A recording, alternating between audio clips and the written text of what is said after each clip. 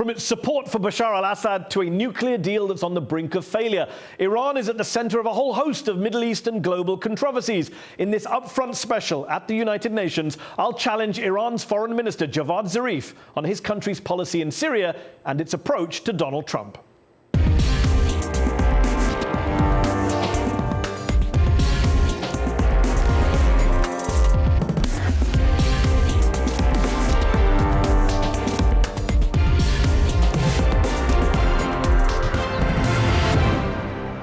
Foreign Minister, thanks for joining me on UpFront. Good to be with you. Last week, US President Donald Trump tweeted that he had no plans to meet Iranian President Hassan Rouhani at the UN, but he would, quote, someday in the future. I'm sure he's an absolutely lovely man. But you actually don't want your president to meet with Trump, do you? Why not? Well, we're not actually that eager to meet with him because the United States is not a reliable negotiating partner. They were always saying that we want a treaty with Iran. Now they just withdrew from the only treaty that we have with the United States because the International Court of Justice ruled against them. That tells you that whatever you negotiate with this president and with this administration, they're not going to be bound by it. And that is why we're not that eager to set aside a fully negotiated document, which took us almost 12 years. 2 years of intensive negotiations between Iran and the United States. And we negotiated every word of a 150-page document, not between two countries, but between 7 countries plus the European Union. And then it became a resolution of the Security Council. And President Trump just decided to get rid of it. And then he said, because it didn't have the approval of the US Senate, I can get rid of it. He was wrong because it's a Security Council resolution. But he just got rid of a treaty that had the approval of the US Senate just because the ICJ ruled against his sanctions. So on that basis then, are you saying that President Rouhani will never meet with Donald Trump? Are you ruling it out for the next 2 years? In politics, never say never. But I believe that there is need for a serious change in the administration. That is, in my view, dialogue does not require mutual trust. That's a too high threshold for dialogue to take place. Usually, dialogue is not based on mutual trust. But dialogue requires mutual respect. And mutual respect starts with each side respecting themselves and their own signature. And as long as we do not see that in the United States, in the current administration of the United States, then it makes dialogue not necessary and not conducive to any positive outcome. And I understand that point. And it's fair to say that Trump is not someone who can be necessarily trusted. He's not a consistent politician. Clearly, he's not reliable. And maybe he just wants a photo op. I get why you're hesitant. But the reality is that the tension on the Korean Peninsula, for example, has gone down since Kim Jong-un had that meeting with Donald Trump earlier this year. Trump now says they've even fallen in love. Why wouldn't President Rouhani want Trump to fall in love with him, if only to reduce tensions between your two countries? Basically, international relations is not about love affair. International relations is about reliability, is about maintaining your promises. Everything in international relations is based on one principle, and that is in Latin, pacta sunt servanda. You observe what you promise. So it's that which is required. Unlike the situation in Korea, we have a document. We have a document, 150 pages. But he's pulled out of it. Yeah, but he can't. But imagine if President Rouhani were to meet with him and win him over in the way that Kim won him over, you could get him back into that document. Yeah, but he can leave that document again, as he did with the G7 communique. He agreed to it, and once he was airborne, he heard so on something that basis, you can never do any deal with Trump. Well, it's very difficult. You can always do deals if the other side shows that it is reliable. Okay. President Trump, it's not that difficult. The nuclear deal, let me tell you, and let me tell President Trump, the nuclear deal is the best the United States can get, and it's the best Iran can get, and it's the best the international community can get. It doesn't mean that it has everything that either one of us wants. That's what It means, But you say your message is to President Trump. I wonder if it's also for your colleagues and friends and voters back home, because you spent years negotiating with John Kerry and your European counterparts, and yet the supreme leader of your country, Ayatollah Khamenei, was never a fan of nuclear diplomacy. He said earlier this year, quote, "With the issue of the nuclear negotiations, I made a mistake in permitting our foreign minister to speak with them. It was a loss for us." Do you agree with your supreme leader that it was a mistake for you to talk to John Kerry? What he said was, it was a mistake to talk to the Americans, not a mistake. And then his office clarified it, that the nuclear deal was not a mistake. Talking to the Americans was a mistake. So do you believe that? It was a mistake for you to talk to John Kerry? I believe the Americans showed, particularly this administration, that they are not reliable, that you cannot trust their word. You cannot rely upon their signature. You cannot even rely upon their treaty obligations. So it makes it a very difficult proposition to engage with them. But was it a mistake? Ayatollah Khamenei says it was a mistake. Well, he believes it was a mistake. Do you? Well, I believe that the Americans have not fulfilled their promises. With respect, that's not what I asked. Was it a mistake for you to have sat down with the Americans? That's what I John said. Kerry? The Americans did not fulfill their promises. You say that Trump is the problem, and Trump clearly is a problem. He's the one who has violated the deal. He's undermined it. But what he's done, of course, has been welcomed by a lot of influential Iranians, including some of your top generals. Listen to General Mohammad Javad, head of the Revolutionary Guards, the IRGC. "We welcome Trump's decision on pulling out of the deal. He called it a good omen." General Abdul Rahim Musawi, head of the Iranian army, has said, "Thank God that America left the deal, because that deal legitimized sitting at the table with America." Are these top generals of yours wrong? I believe they are stating the frustration of which is a general frustration of the Iranian people, that the United States is not a reliable partner. They believe that their belief and their view has been now accepted. But they were never fans of the deal, were they? Let's just be honest. There were people in Iran who didn't like the fact that you were negotiating. You know that. Of course there were people in Iran. And now they feel vindicated. They feel vindicated. And they say it's a good omen. Do you think it's a good omen? Well, I don't agree with them, and it's because they didn't agree with me when I was negotiating.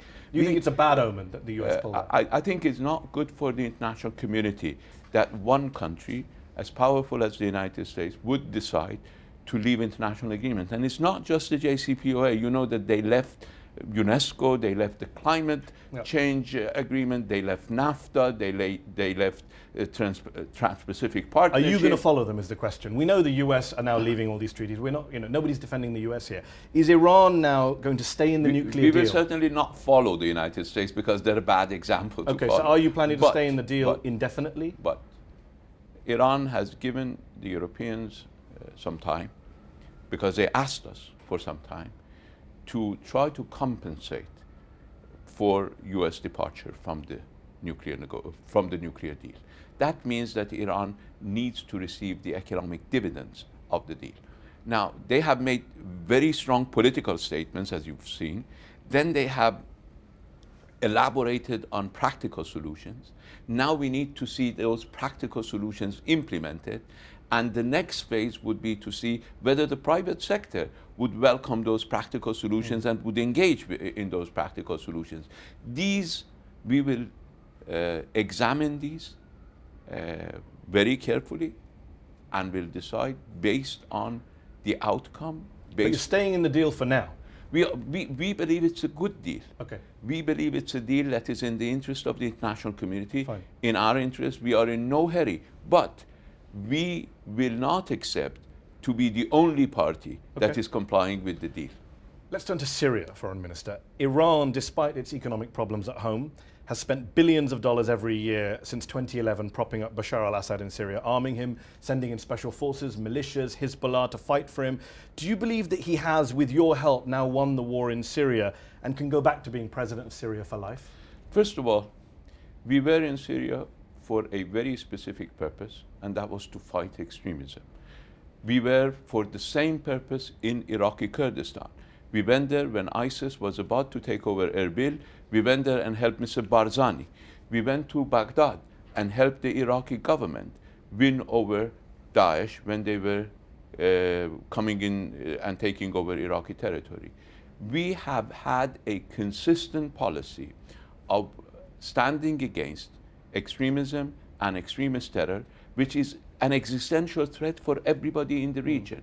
We have said, you quoted the leader on another occasion, you need to quote him on this, that had we not faced ISIS in Syria and Iraq, we would have had to face it in Iran. Although you supported Assad way before ISIS. No, we can't pretend that the Iranian support for Assad began with ISIS. No. Predates ISIS. We have good relations with that, but the reason, I mean, countries have good relations. Yeah. Turkey and Saudi Arabia had even better relations with Bashar al-Assad from 2003 to 2011. Yeah. So it's not the question of who supported who. It's the question of who came to fight extremism. Okay. Now that the fight against extremism is in its final stages, it doesn't mean that extremism is gone. Now we need to do a number of things. First, we need to do with the issue at hand, and that is Idlib.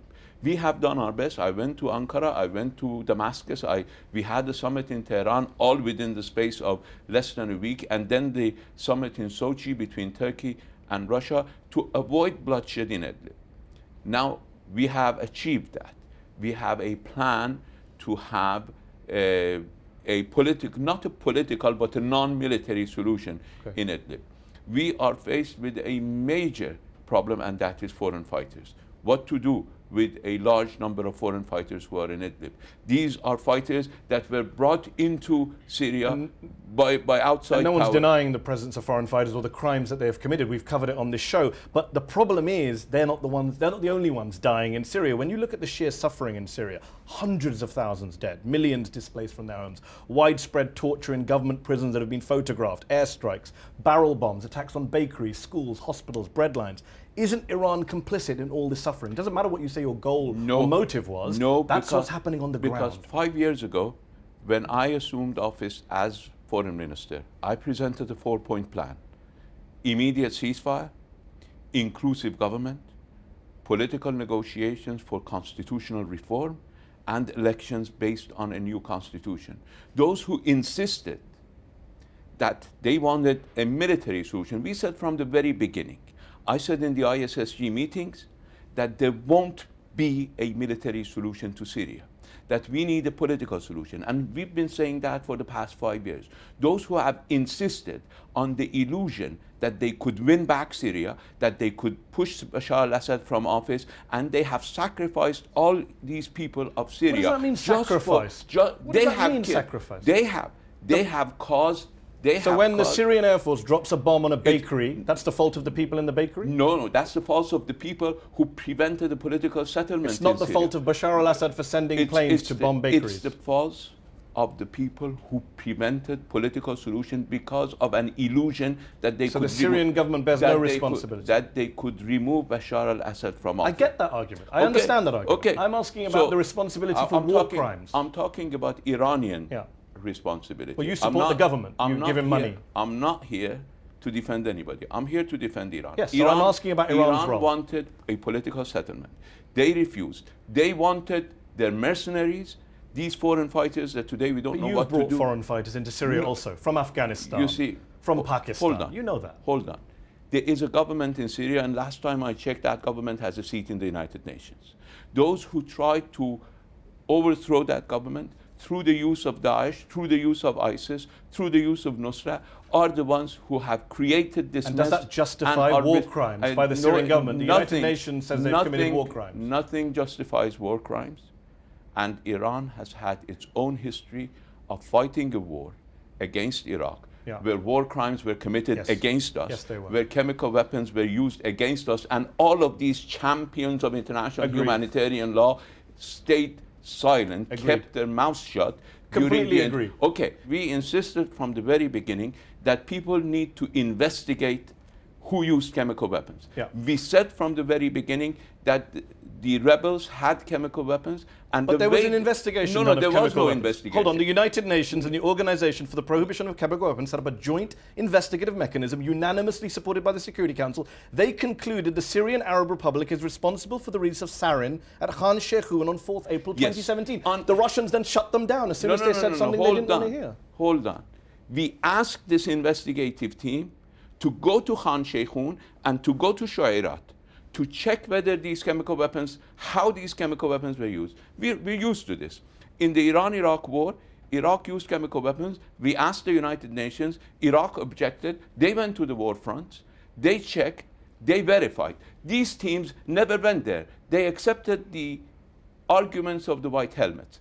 We said from the very beginning that teams need to go on the site to investigate. The West prevented that from taking place because the West did not want to show. Of course, they would say the Assad government was prevented. No, full and free investigation. the Assad government invited them to go to Shuairat. But as an Iranian, as you say, who clearly you're very passionate about the subject, your country was subjected to sarin and chemical weapons, and you're now allied with a government that the OPCW, Human Rights Watch, Amnesty, even Hans Blix, not exactly a US lackey, has said it was probably the Syrian government air force that carried this out. When all of these organizations are saying Assad is using chemical weapons. We have said from the very beginning that we object and reject the use of chemical weapons, no matter who uses them and no matter who's the victim. That is our categorical statement. We don't differentiate whether it's Iranians who are victims of chemical weapons or Syrians who are victims of chemical weapons. We condemn it categorically. We've made that point very clear to President. Hold on, let me finish. We've said that chemical weapons are unacceptable to us, and that remains our position. Our problem is the use of chemical weapons were alleged at a time that was conducive for Americans to use it as a pretext for an attack. This is a problem. We need a full investigation. The OPCW, under pressure from the United States and from the West, refused to conduct a full investigation. Isn't the reality that any investigation that finds Assad guilty, and there have been several, you will always dispute that because he's your ally and he's using chemical weapons. No. And Iran of all countries shouldn't be supporting someone using chemical weapons. Of course we wouldn't have. Had there been an investigation proving, because we were in Shuairat, we know that Shuairat was not used. The base that was hit by the Americans on the claim that this was the base that chemical weapons were launched from. We know that it wasn't launched from Shuairat. And that is why we know that this allegation by the United States was false. And we know that chemical weapons are being used. We know who's using them. And we believe that this is a dirty game that is being played in order to allow further aggression by the United States. So it's easy to go to the judge alone and come back a winner. But it's good to go to the judge together and see which arguments we have. And the United States, each time it goes to a judge, it comes back a loser, and then it withdraws from the court. You're not going to agree on chemical weapons. What about the bombs of bakeries, schools, hospitals, documented by reporters on the ground, eyewitnesses, human rights groups, Amnesty, Human Rights Watch? The UN Commission of Inquiry says the Syrian government is responsible for war crimes in targeting civilian areas. Iran has not participated in any activity in any populated area, and we will never do so in the future. We condemn any attack against civilians. Do you condemn the Syrian government attacking bakeries, schools, hospitals? We condemn any attack against civilians. By the Syrian government? No matter who does it. But I'm asking, about Syrian government. No matter who does it. Okay, but I'm asking about the Syrian government. No matter who does it. So you won't condemn the Syrian government? I condemn anybody using chemical weapons. I didn't ask. I asked about attacking schools and hospitals. I condemn any government, but I at the same time condemn groups who use civilians as shield. And the UN has condemned rebels as well. They've condemned the Syrian government and rebels. As shield. Okay, let me ask you this question. You said very clearly earlier that last time you checked at the UN, the Syrian government was the government of Syria. They invited you in. You're there with the Syrian approval, as are the Russians. So does that mean you support the Saudi attacks in Yemen? Because they've been invited in by the government of Yemen and the president of Yemen on that logic and that basis. Hold on. The government, we're not bombing anybody in Yemen. We're not killing innocent human beings in Yemen. Well, you're supplying militias who have killed innocent human beings according to human rights. Saudi Arabia is bombing Yemen on a daily basis, killing people in Yemen, and refusing any opportunity to engage in peace talks. We have offered a peace plan for Syria. We offered a peace plan in Yemen. But the Saudis rejected the peace offer in Syria 4 years ago. They rejected the peace offer in Yemen 3 years ago, hoping to be able to have a military victory in 3 weeks. And they continue to bomb innocent people in Yemen. And no one's defending that. And what's interesting is you're reminding me that I came to New York a couple of years ago and interviewed the Saudi ambassador to the United Nations. And I said, why are you in Yemen? Why are you there bombing all these people? And he said, we're invited by the government, we're fighting terrorism, and all of the reports of civilian casualties are disputed. And when I hear you talking about Syria, I feel it's the same argument. No, the Iranians are using the same argument in Syria as the Saudis are using in Yemen. That's what it sounds like. Is it the same argument? I mean, many people say same things, but is it the same argument? It sounds very similar. Does it? Yes. Does it? Is Saudi Arabia fighting? Are they killing civilians in Yemen? No. Yes. Are they fighting? Is the Syrian government backed by you killing civilians? Are yes. they fighting terrorists in Yemen? They say they are. That's the whole point. They say they are. But and so does Assad, and no one. No. People don't believe ISIS Assad. and Nusra and Al-Qaeda are internationally recognized terrorist groups. Which internationally recognized terrorist group the Saudis are fighting in Yemen? But this is again a dangerous argument. No, this is a dangerous argument for you because you support Hamas, Hezbollah, which each EU and the US calls terrorists. No. Everyone calls their enemy terrorists. Foreign minister. This is the problem. Hold on. There are organizations that are recognized as terrorists by the United Nations Security Council, and the last I checked, there are 4 organizations that are supported by Saudi Arabia: Taliban, Al-Qaeda, Nusra, and Daesh. So let's talk about that. On other groups, there is no consensus. Saudi Arabia is supporting them. We are fighting them. Okay. So let's settle on that, and let's not just try to confuse things. They say you're supporting Houthis who have fired rockets into Saudi Arabia, and UN groups have pointed out massive human rights abuses by Houthis. And the UN, you see, first of all, Houthis have enough rockets of their own to fire into Saudi Arabia. They don't need us. Anybody who's bombed out of existence would find a way to defend themselves. Houthis defended themselves, Yemenis defended themselves long before anybody was in Iran to help them. They've been there for 1,000 years. They have fought aggressions. They have defeated aggressions. They will defeat this aggression. This war should not have started. We told the Saudis that they did not need to start this war. There was a political settlement that could have been reached. They wanted a military victory. They needed a military victory for domestic reasons, for very childish domestic reasons, and they continue that. They could have stopped this war 3.5 years ago. So they failed to do something that was in their own interest because they were hoping. You remember in Syria 7 years ago, they said, we will pray in Damascus by the end of Ramadan. It's been 7 Ramadans since then.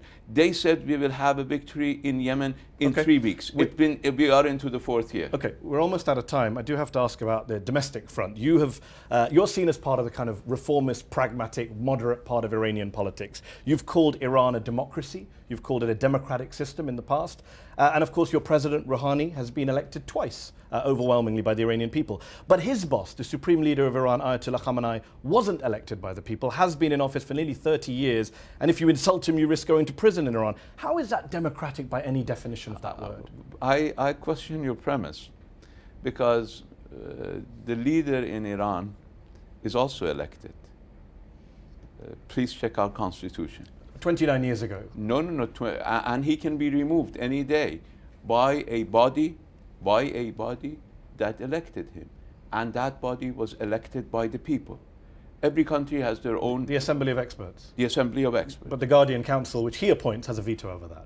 Has a veto over what? Over the Assembly of Experts and picking the members of the Assembly of Experts. No. He cannot. But he's not popularly elected by any definition of the word. And he's been in power for 29 years. He was actually popularly elected for twice. For a 29-year term? No. Popularly elected twice as president. Yes.